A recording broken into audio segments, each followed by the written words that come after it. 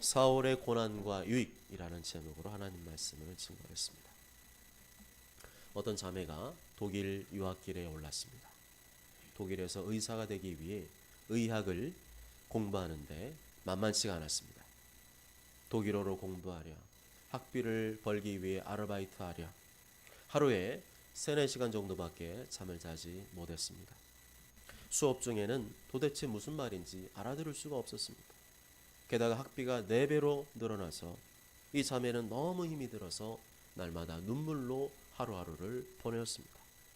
그런데 문득 유학 올 때 받았던 성경책이 생각났습니다. 이 자매는 한국인들이 다니는 한인교회에 나가서 성경 공부 모임에도 참석하고 신앙생활을 새롭게 시작하였습니다. 그때부터 많은 한국인 유학생들이 성경 공부에 참가하면서 청년부의 신앙이 뜨거워지기 시작했습니다. 그런데 이 자매가 마지막 최종 관문인 의사고시에서 불합격하게 되었습니다. 그러자 그렇게 열심으로 교회에 나와 성경 공부하던 교회 청년들이 충격을 받고 하나둘씩 교회를 떠나기 시작했습니다.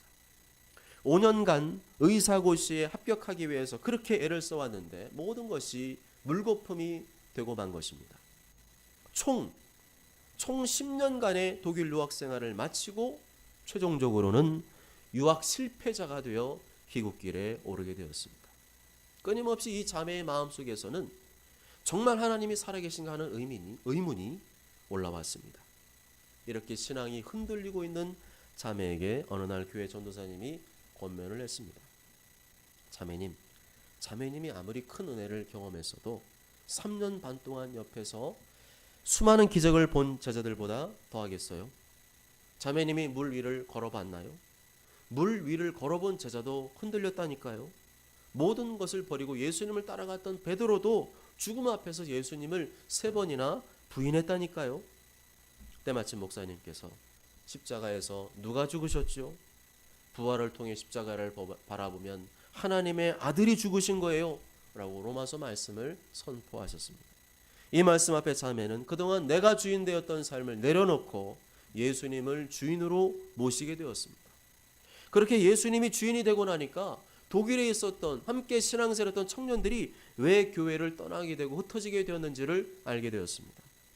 예수님 믿어도 여전히 내가 주인 된 사람은 내가 원하는 대로 응답하지 않으면 언제라도 예수님도 교회도 떠날 수가 있는 것입니다. 예전에 전도를 하던 분 중에 예수님 믿으면 복받는다는 식으로 전도하는 것을 보았습니다.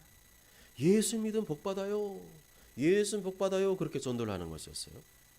예수 믿으면 사업이 잘 되고 자식이 잘 되고 형통하게 돼요. 이런 식으로 복음을 전하는 것을 들었습니다. 또 그렇게 가르치는 거예요. 여러분 그게 복음입니까? 그 말이 틀린 말은 아니지만 그것은 복음이 아니에요. 알맹이는 전하지 않고 왜 껍데기만 전하는 것입니까? 그게 무슨 의미가 있죠? 만일 복을 받는다고 해서 예수님 믿기로 했는데 여전히 하는 일이 안 풀리고 꼬이고 실패하면 그 영혼 어떻게 되겠습니까? 교회 나오겠어요? 안 나오잖아요. 복음은 하나님의 아들 예수 그리스도를 전하는 것인 줄 믿습니다. 예수님께서 나의 죄를 대신 십자가에 죽으시고 삶 안에 부활하신 것을 전하면서 바로 부활하신 예수님은 하나님의 아들이심을 전하는 것이 바로 복음인 줄 믿습니다. 하나님의 아들이 날 위해 죽으셨잖아요. 다른 사람이 죽은 게 아니라 하나님의 아들이 날 위해 죽으셨어요. 그렇다면 이제는 누굴 위해 살아야 되는 건가요? 주님을 위해 살아야 되는 게 마땅한 거죠. 더 이상 나를 위해 사는 게 아니라 예수님 위해서 사는 것, 그것까지 예수님을 따라 사는 것까지 전해야 그게 복음입니다. 복음을 그냥 단순하게 예수님 구원받는 것 끝내면 거기서부터 복음이 이제는 없는 거예요. 예수님 믿고 주님을 주인으로 모신 사람은 내 인생이 내 마음대로 되지 않아도 실망하지 않습니다. 기도한 대로 되지 않아도 실망하지 않습니다. 어차피 내 인생의 주인은 내가 아니고 예수님이기 때문이죠. 내 인생의 주인은 예수님이기 때문에 내가 책임지는 게 아니라 예수님께서 책임질 것이기 때문에 우리는 낙심하거나 좌절하지 않습니다. 우리가 해야 될 일은 뭡니까? 예수님 말씀에 순종하며 예수님만을 따라가는 것인 줄 믿습니다. 그리하면 주인이신 예수님께서 우리 인생은 알아서 책임져 주신 줄 믿습니다. 여러분 사울이 예수님 만나게 된 사건을 기억하실 것입니다. 사울이 다메섹으로 가는 도중에 갑자기 하늘로부터 찬란한 빛이 비추었습니다. 그리고 예수님의 음성을 들었습니다. 사울아 사울아 네가 어찌하여 나를 박해하느냐. 주여 니시오니까 나는 네가 박해하는 예수다. 사울이 예수님을 이렇게 만난 후로 완전 다른 사람이 되었습니다. 예수님을 부인하고 예수님 사람 잡아주려고 했던 그 행동들이 얼마나 악한 죄였는지를 깨닫게 되었습니다. 이렇게 사울이 바뀌게 된 이유가 어디 있죠? 자기가 그렇게 완강하게 믿기를 거부하고 거역했던 그 예수님을 만났기 때문입니다. 이제 더 이상 할 말이 없는 거예요. 사울은 아나니아의 안수기도 후에 눈에서 비늘 같은 것이 벗겨지게 되었고 다시 보게 되었습니다. 세례를 받고 음식을 먹고 건강해지게 되었습니다. 그 뒤로 사울은 곧바로 뭘 했어요? 즉시로 예수님이 하나님의 아들이심을 전하기 시작했습니다. 완전히 새 사람이 된 것이죠. 사울이 이렇게 완전히 다른 삶을 살게 된 이유는 한 가지밖에 없어요. 예수님을 만났기 때문입니다.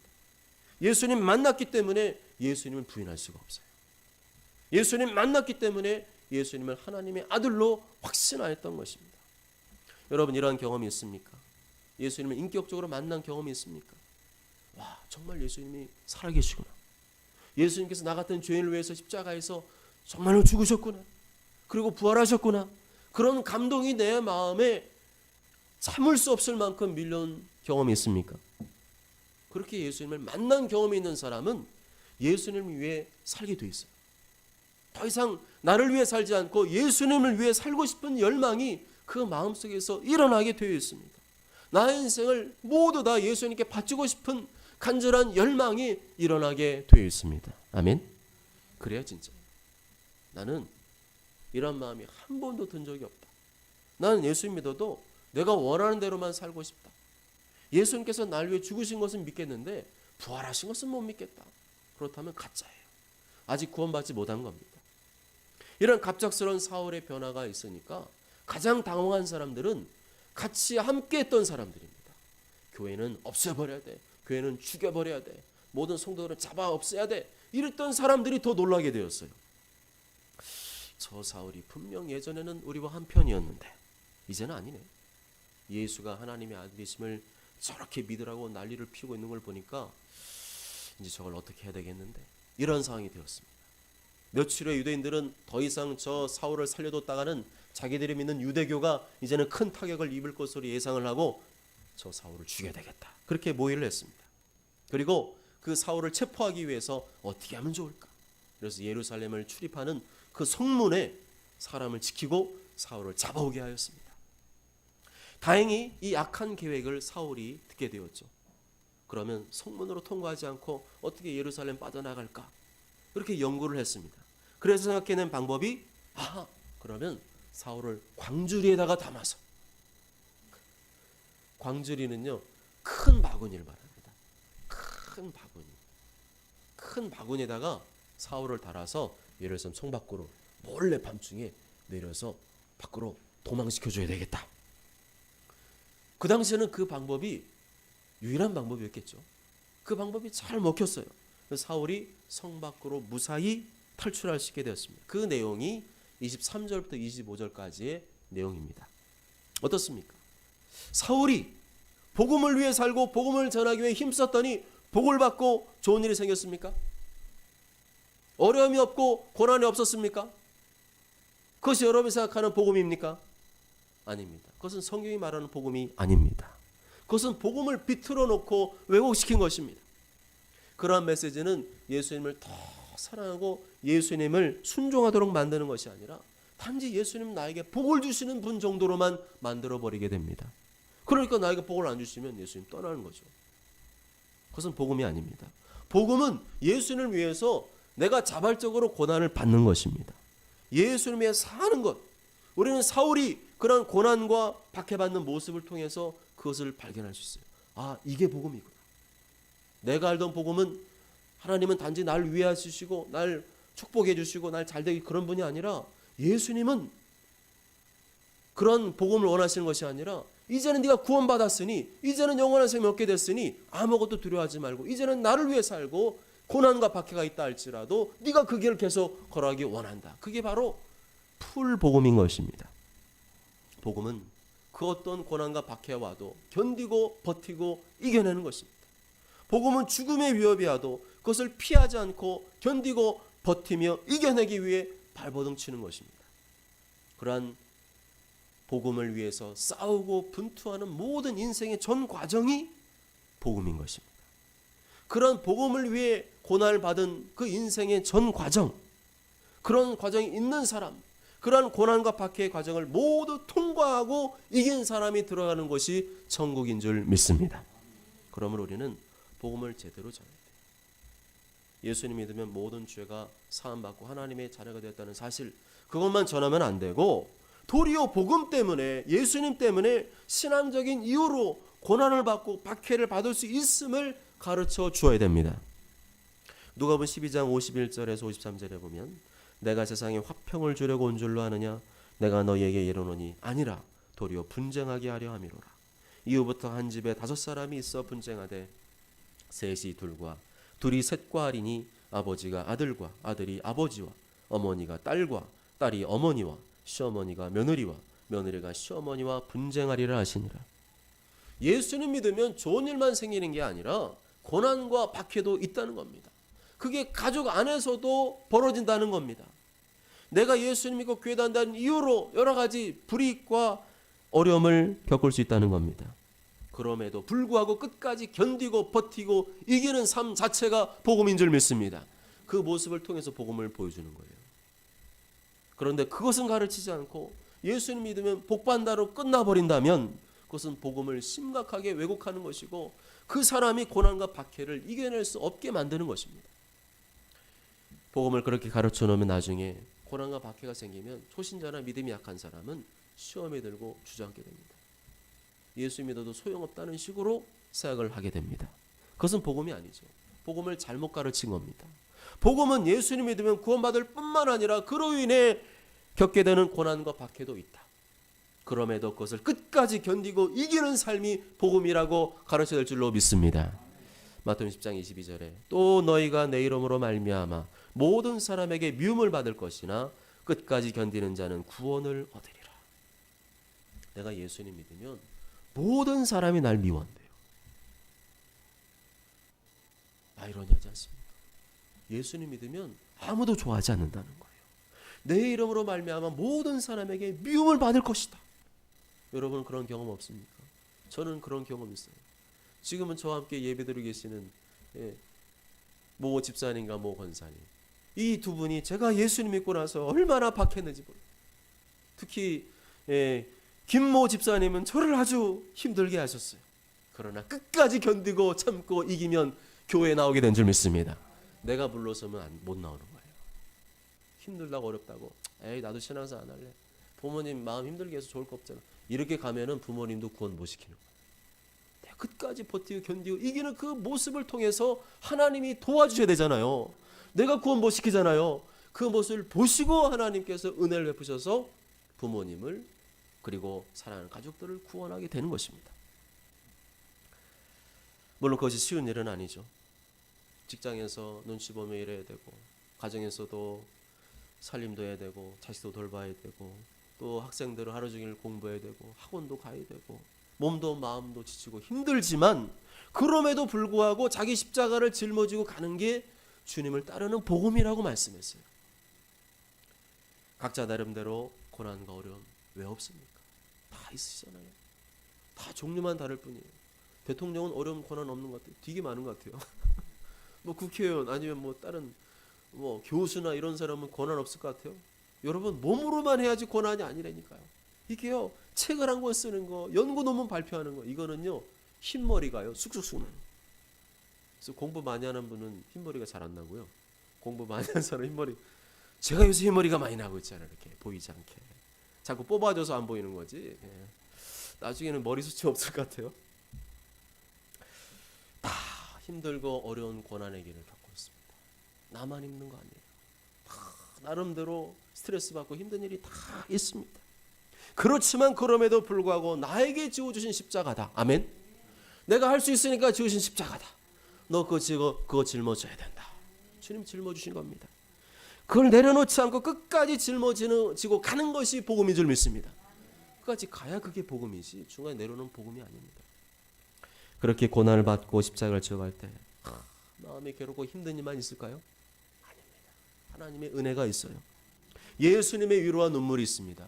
내가 그 힘들고 어려운 고난의 십자가, 예수님 때문에, 복음 때문에, 신앙적인 이유로 내가 참고 견디는, 버티는 모든 그 삶들이 예수님께는 큰 감동이 됩니다.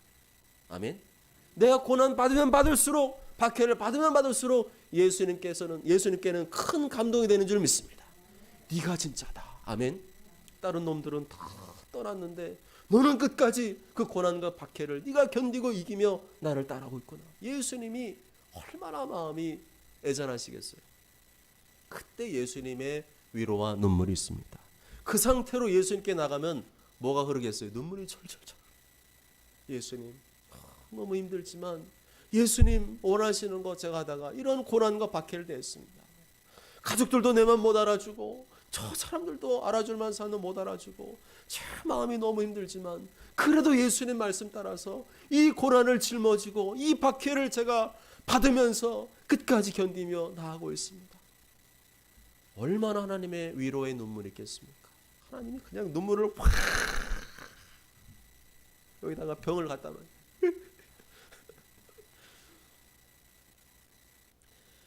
이러한 감격과 은혜가 있기 때문에 갈 수 있는 거예요. 그래서요, 고난과 박해에 두려워하지 마십시오. 고난과 박해가 있다는 얘기는요, 하나님의 더 큰 위로가 있는 길입니다. 예수님께서는 이 천국의 가치를 제대로 아는 사람은 자신의 모든 것을 희생해서라도 그것을 얻으려고 한다, 이렇게 말씀했습니다. 마태복음 13장 46절에 보면 극히 값진 진주 하나를 발견하며 가서 자기의 소유를 다 팔아 그 진주를 사느니라. 이 세상 어떤 것보다 천국이 얼마나 귀하고 소중한지를 아는 사람은 가만히 있을 수 없다는 거예요. 진주 장사는 진주를 알아보잖아요. 진주를 모르는 사람은 몰라봐요. 현수처럼 예배 집중하지 않으면 예배가 얼마나 소중한지를 몰라요. 예배가 얼마나 소중한지 아는 사람이 예배자입니다. 아멘. 예배 이 시간 나와도 예배에 집중하지 못하고 예배가 귀한지를 모르면 그건 예배자가 아니에요. 진주 장사는 진주를 알아봅니다. 딱 봤는데 사람들은 뭐야 이거 뭐 똥 묻은 것 같은데 뭐 똥 묻었잖아 이거 뭘 아이고 이거 갖다 버려 그럴 텐데 진주 장사는 딱 똥이 묻었어도 아는 거예요. 똥 묻었네. 딱 한 다음에 집에 가서 뭐 하겠어요? 야, 그거는 내가 지금까지 본 적이 없는 최고로 좋은 진주야. 색깔이 그렇게 좀 꾸리꾸리해서 그렇지 그거는 최고의 진주야. 그 담화가 생긴 게 그냥 땡글한 게 아주 그냥 이거는 내 전 재산을 다 팔아서 내가 사야 되겠어. 할렐루야. 그게 바로 천국이라는 겁니다. 이렇게 진주 장사는 극상품 진주를 알아보고 자기의 재산을 다 모든 것을 걸듯이 저 영원한 천국의 가치를 아는 사람은 그 어떤 고난과 박해가 있어도 그것을 기꺼이 감수한다는 것입니다. 아멘. 그런 면에서 우리는 최고의 복을 받은 사람이에요. 다른 사람이 이런 소리 하면요, 뭔 소리야? 예수 믿어 고난 그러면 안 믿어. 그런데 우리는 그게 들리는 거예요. 아멘. 여기서 진짜인지 가짜인지 판가름 나는 겁니다.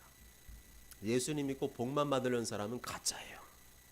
예수님 때문에 고난과 박해가 있어도 그것을 받아들이고 그것을 감수하고 그것을 견디며 이기는 사람이 진짜인 줄 믿습니다. 예수님께서 말씀하신 악하고 게으른 종이 있습니다. 이 사람은 맨날 빈둥빈둥 돌고 아무것도 안 하는 종을 말하는 것이 아니라 예수님을 위해서 살지 않는 사람이 악하고 게으른 종입니다. 자기 일은 그렇게 열심히 돈 버는 일이라면 막 잠을 안 자. 그렇게 열심히 사는데 예수님을 위해서 교회를 위해서 복음을 위해서 살지 않는 사람, 그것에는 무관심한 사람이 바로 예수님 말씀하신 악하고 게으른 종입니다. 안타까운 것은 이러한 성도들이 점점 더 시간이 갈수록 많아지고 있다는 사실이에요.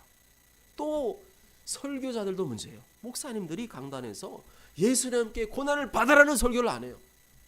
전부 다 복 받으라, 잘 된다 이런 얘기만 하지 예수님에서 고난을 받으라 이런 분이 없어요. 왜요? 성도들 다 딴 교회 갈까 봐.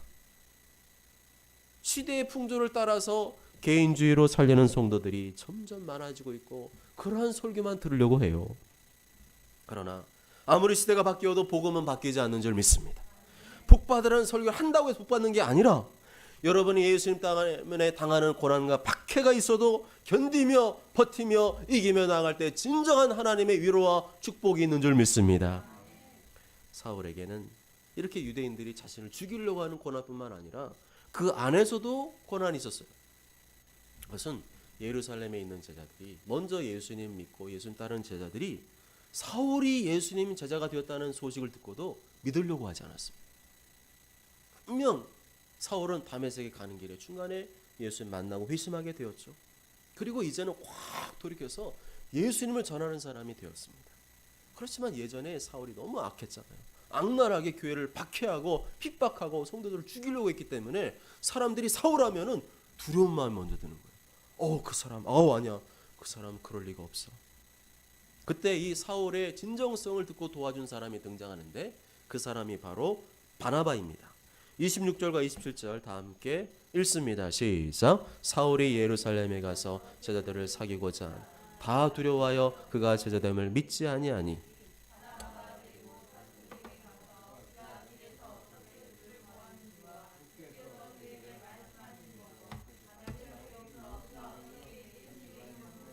말하였는지를 전하니라. 아멘.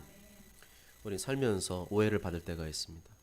내가 과거에 그렇게 살았으니까 지금도 그럴 것이다라고 하는 오해를 당할 때가 있어요.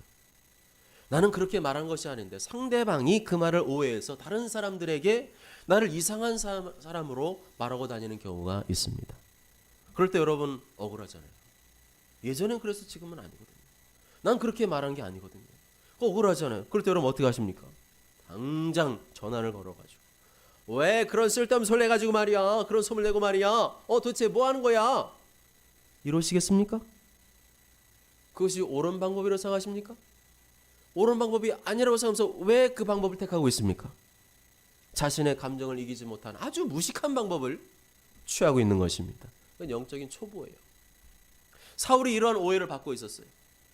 사울은 예전에 교회를 아주 심하게 박해한 사람이기 때문에 지금도 그럴 거야. 그게 바뀌겠어?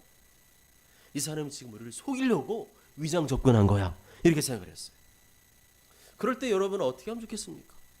그럴 때 가장 좋은 방법은 기도죠. 그런데 우리는 기도만 해서는 안 돼요. 기도와 함께 나를 변호해 줄 수 있는 사람을 찾아야 됩니다. 그런데 나를 변호해 준 사람이 깡패 같고 족폭 같고 거짓말쟁이 그런 사람이 되겠어요? 그러면 안 되죠. 많은 사람들에게 존경받고 따를 수 있는 그런 사람에게 변호를 요청해야 되겠죠. 사울이 그렇게 오해를 받고 있을 때 도와준 사람이 바로 바나바였습니다. 바나바는 사울의 진정성을 알아봤어요. 저 사람 진짜 바뀌었다. 저 사람 예전의 사울이 아니다. 그리고 바나바는 당시에 말씀을 가르치는 또 능력 있는 사람이었고 또한 위로의 사람이었습니다. 그리고 바나바는 자신의 소유를 다 팔아서 교회에 바친 사람이었어요. 그러니까 교회에서 바나바 하면 다 존경하는 거예요. 바나바가 말하는 거라면 그거 믿어야지. 그럴 정도였어요. 그 존경받는 바나바가 사울을 데리고 왔어요. 그리고 제자들에게 가서 여러분 아닙니다. 사울이 예전은 그랬지만 지금은 예수님 만나고 다메섹 가다가 그 찬란한 빛에 쓰러지고 이제는 비늘이 벗겨지고 이제는 다시 회복되어서 이제는 예수님밖에 모르는 사람이 되었습니다. 이 사람이 저쪽에서 예수님 하나님의 아들이시라고 전하는 것을 제가 분명히 목격하고 봤습니다. 사울이 얘기할 때는 안 듣더니 바나바가 변호해 주니까 사람들이 그 말을 듣고 믿기 시작했어요. 그 다음에 이 제자들과 함께 지낼 수 있게 되었죠. 어떻습니까?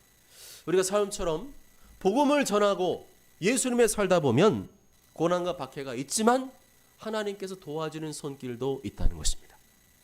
내가 순수한 열정으로 예수님을 섬기며 살아가면 불필요한 오해 걱정하지 마세요. 풀어준 줄 믿습니다. 정말 풀어주세요. 그리고 어렵고 힘들 때면 돕는 사람도 붙여준 줄 믿습니다.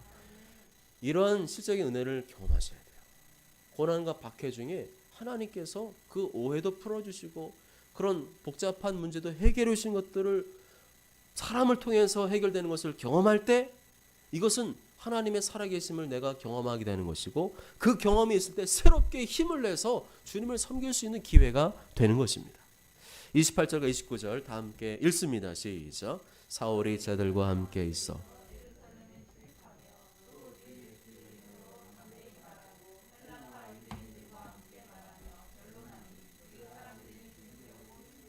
아멘.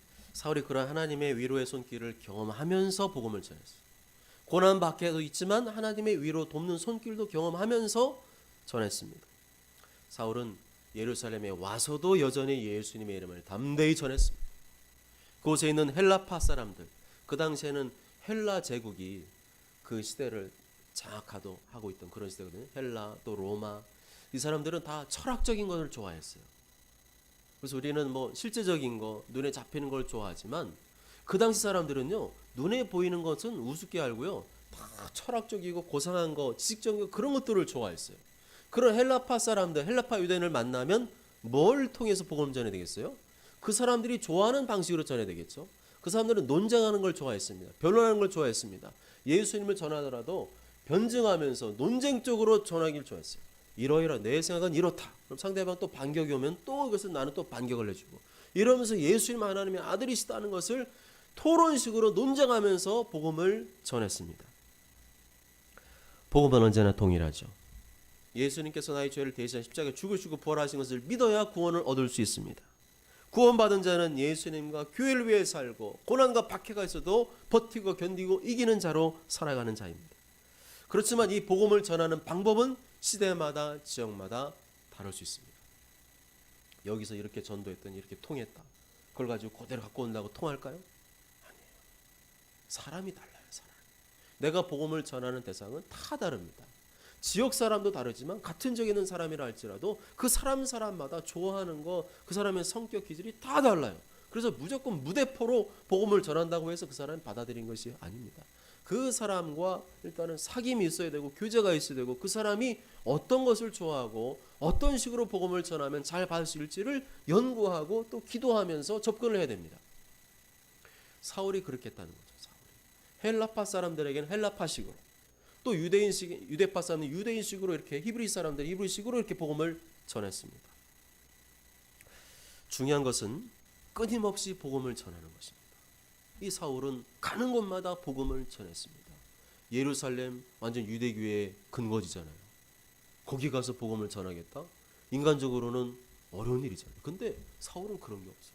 예루살렘 가서도 복음을 전하고 계속 그냥 복음을 전했습니다.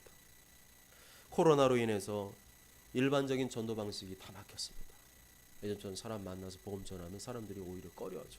사람 마스크 쓰고 와가지고 막 그러면 침 튀길까봐, 또 막 괜히 전염될까봐 두려워서 사람들이 복음을 듣지 않으려고 합니다. 그럼에도 우리는 전해야 돼요.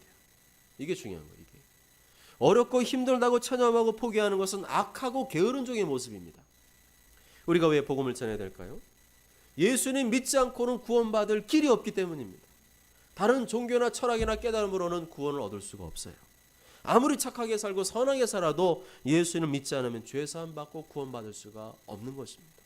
그렇기 때문에 우리는 어디 가서 누구를 만나더라도 항상 복음을 전할 준비를 하고 살아야 됩니다. 직접적으로 복음을 전할 수 없을 때는 사랑과 희생과 섬김을 통해 복음을 보여주어야 되고, 뭔가 저 사람은 다르다는 인상을 심어줘야 됩니다.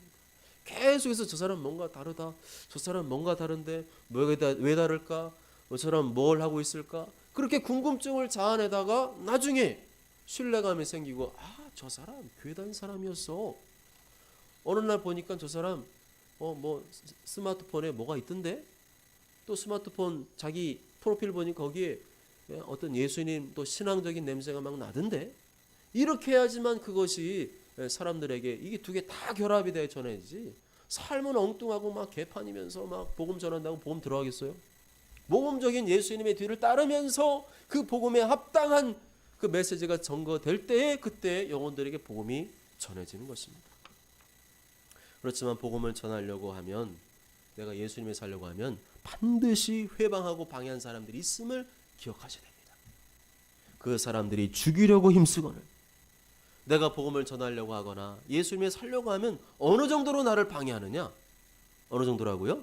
그 사람들이 죽이려고 힘쓰고 죽일 정도로 방해한다는 겁니다. 복음을 전하는 일이 죽일 정도로 잘못된 일인가요? 아니에요. 그런데 왜 그럴까요? 복음이 왜 죽일 정도로 달려들어야 될 정도로 느껴지게 될까요? 그 배후에 사탄이 역사하기 때문에. 사탄은 항상 우리 영혼을 도둑질하고 죽이고 멸망시키려고 합니다. 그런데 복음을 전하면 그게 방해를 받기 때문에 그 복음을 전하는 사람, 복음 위에 사는 사람에게 거품을 물고 달려드는 것입니다. 그럴 때 두렵다고 포기하면 안 됩니다. 하나님께서 피할 길 열어주시고 도와줄 길을 열어주시기 때문인 줄 믿습니다. 30절 다 함께 읽습니다. 시작. 형제들이 알고 가이사랴로 데리고 내려가서 다소로 보내니라. 하나님께서는 오늘 말씀에도 보면 주로 사람을 통해 일하시는 걸 알 수 있죠. 나를 도와줄 때도 사람을 통해서 도와주는 것을 알 수가 있습니다. 내가 복음을 위해 살다 고난을 받게 되면 어떻게든 나를 돕는 사람을 보내셔서 계속해서 복음을 전할 수 있도록 주님이 도와주신다는 것을 알 수 있습니다. 그렇기 때문에 우리는 두려워하지 말아야 돼요. 두려워하지 마십시오. 그동안 나를 박해하고 힘들게 하고 욕을 하고 어렵게 한다 할지라도 사람이 나를 어떻게 할 수 없음을 믿으시길 바랍니다. 그럴수록 하나님도 도와줄 준비를 하고 계심을 믿으시길 바랍니다. 절대로 나를 혼자 내버려 준다고 하지 않으셨어요. 내가 저 땅끝 가서 복음을 전해도 내가 복음을 전하고 복음을 위해 살아가면 하나님께서 어떤 사람을 이용해서라도 나를 도와줄 준비를 하고 계심을 믿으시길 바랍니다. 그렇게 그 어떤 고난과 어려움 중에도 내가 먼저 예수님 위해 살아가고 복음을 위해 살아가기만 하면 하나님께서는 때를 따라 도와주시는 것을 오늘 성경 본문을 통해서 할 수가 있습니다. 마지막으로 31절 다 함께 읽습니다. 시작. 그리하여 온 유대와 갈릴리와 사마리아 교회가 평안하여 든든히 서가고.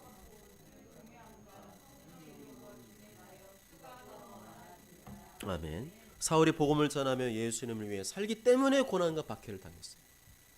그런데 그 고난과 박해로 인해 생기는 유익이 있었습니다. 그게 바로 지금 나오고 있죠. 그것은 교회가 평안하여 든든히 서가고 주를 경외함과 성령님의 위로로 진행하여 수가 더 많아진 것입니다.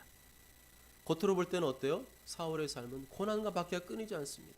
예수님 전하고 복음을 전하며 살기 때문에 고난과 박해가 계속 있었어요. 그렇지만 그만큼 성령님의 위로도 더욱 넘치게 된 줄로 믿습니다. 그로 인해서 결국에는 성령님이에요. 그렇게 막 고난과 박해인데 복음을 막 전하고 예수님에 사니까 고난과 박해도 있지만 성령님은 더 강하게 역사하는 거예요.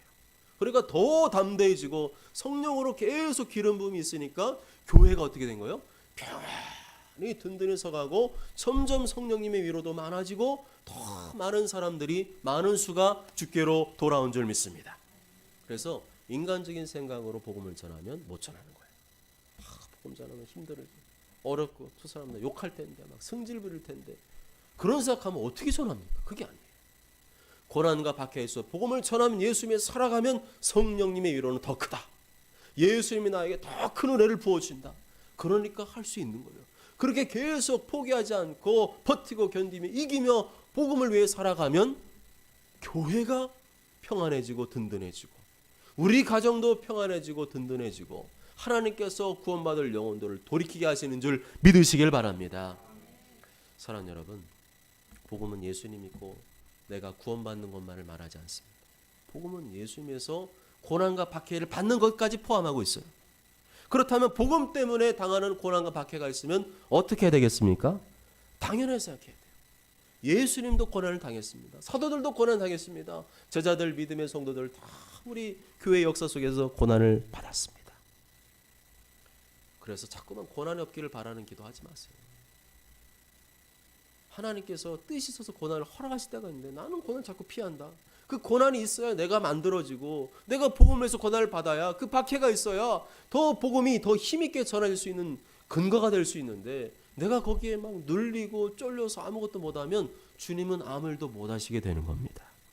그리고 그렇게 계속 고난 없기를 바라고 힘든 일 없기를 바라면 그 사람의 신앙이 죽어요. 신앙이 약해지고 쫄자가 돼요. 왜냐하면 힘든 거, 어려운 거, 또 고난 있고 박해 있는 거 안 하려고 하잖아요. 그럼 어떻게 주님의 일을 감당합니까? 그러니까 맨날 신앙이 자라질 못하고 그냥 거기서 그냥 교회 안에만 머물러 있는 신앙에 머물러. 그게 아니에요. 성경이 말하는 신앙은 말씀을 듣고 예배를 드리고 기도 성령 충만 받은 다음에는 고난과 박해야 나에게 오라. 그럴 정도의 담대함을 가지고 나가서 복음을 전하는 것입니다. 그렇게 두려움 없이 나가서 영혼들을 섬기고 복음을 전하다 보면 어려움도 박해도 있지만 성령님의 위로가 있습니다. 그것을 기억하시고 절대 사람을 두려워하지 말고 하나님께서 함께 하시고 하나님이 도와주실 것을 믿고 계속해서 변함없이 주님 부르신 날까지 예수 그리스도의 천국 복음, 영원한 복음을 위해 사시기를 바랍니다. 모두 저는 모두가 복음은 예수님과 구원받는 것 그것뿐만 아니라 그걸로 끝나면 구원파예요. 구원파는 그걸로 끝나요. 그게 아니라 예수님 때문에 당하는 고난과 박해도 견디고 이기는 것, 그것이 복음임을 기억하시면서 끝까지 복음을 위해 살다가 저 영원한 천국에서 상급과 면류관을 누리게 되시길 주님의 이름으로 축복합니다. 아멘.